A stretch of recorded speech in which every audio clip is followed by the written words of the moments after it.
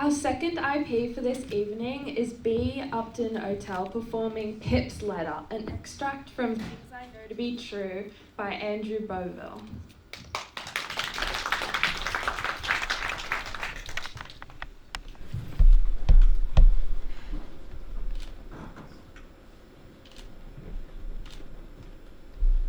Dear Mum,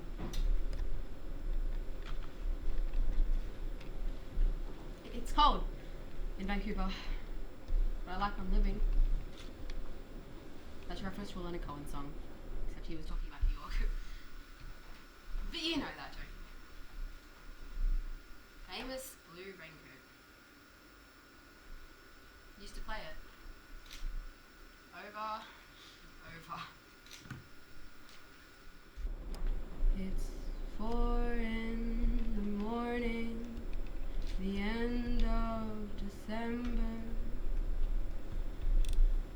I'm writing you now just to see if you're better. New York is cold, but I like where I'm living. There's music on Clinton Street all through the evening.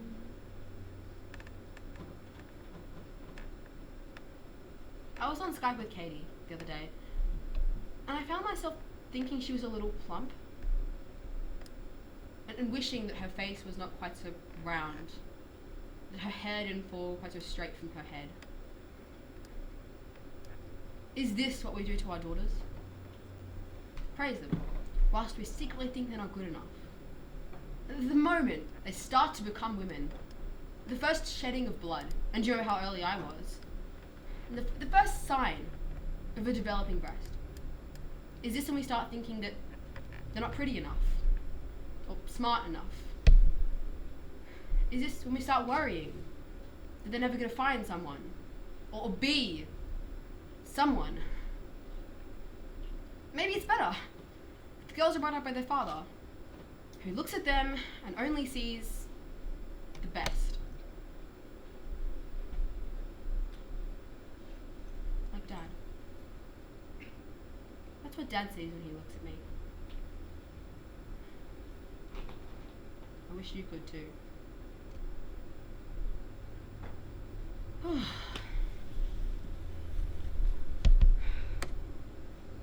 Yes, and Jane came by with a lock of your hair. She said that you gave it to her that night that you planned to go clear. Did you ever go clear? I never really understood that song as a girl. Still don't. But I knew enough to know that it was about love.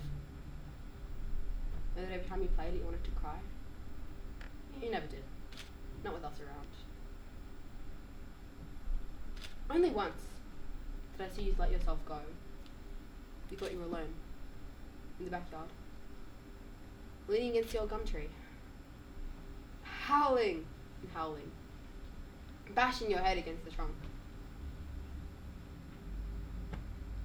Why were you crying that day, Mum? I'm sorry. I'm sorry that I never asked you. Why didn't we have those conversations? I think we were too busy hiding from each other. The things that really mattered. And now, I'm sitting here in my apartment in Vancouver, and it's threatening to snow. And I kind of hope it does, because that's a good enough reason not to go out. And I'm playing this song, wondering why it meant so much to you.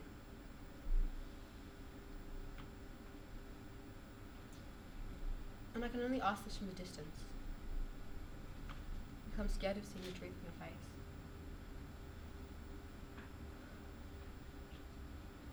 Like you saw it in mine. I met him at a conference here in Vancouver on that first trip. I didn't see it coming. Do you ever see it coming? So yes, your accusation of another man was right. Oh, you were wrong, Mum. I was ready for him, for love. A Canadian, a public education specialist, a man who still spoke with passion about something I had stopped caring about years ago. It wasn't hard. I was ready to fall. Just someone who reminded me of what mattered. And so I fell, Mum. In love. 3 days of conference. 6 months of thrilling emails and text messages and clandestine phone calls, and I knew that I had to come. He's married. Of course, you knew that too. 3 children, a son and 2 daughters. To a woman who is good and fine and right and beautiful, but I don't care. Because I feel loved by him, like I have never felt loved by Steve. my good, sweet husband, who has done nothing but care for me and the kids, but who doesn't look much further in life than the end of his own driveway. And now, I'm waiting for his call.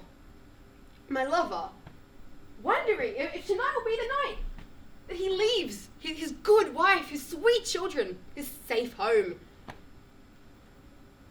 and comes to me. I didn't want to be this woman, Mum. I can't leave. I won't. Eventually, he will have to make a choice.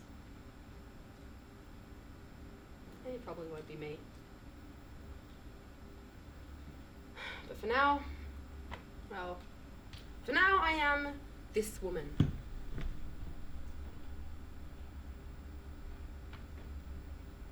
Thanks for taking the trouble from her eyes. Do you remember that line from the song? That is what this man has done for me. And I'm wondering if there was someone who could have done it for you. If you'd let them. All my love,